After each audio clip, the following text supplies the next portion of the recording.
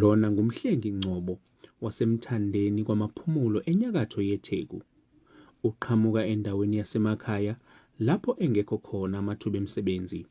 Ngo-2019 waphuthula iziqu idiploma ye-Business Management Studies.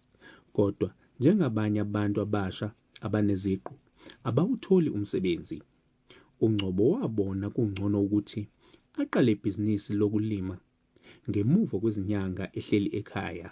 Into eyagcina singigqugquzela ukuthi noma khona inhlanhla yokuthi ngiwuthole umsebenzi yayingekho, kodwa ngoba nganginawo amathuba ayebekwe phambi kwami kwakuthi ngisebenzise lokho engikhona kuze ngizuze lokho engingenakho kwakuwumhlaba. uNgcobo uthi eminye imikhiqizo yakhe isifakwa ezitolo zokudla, kanti uthole ukunconywa abaqashile.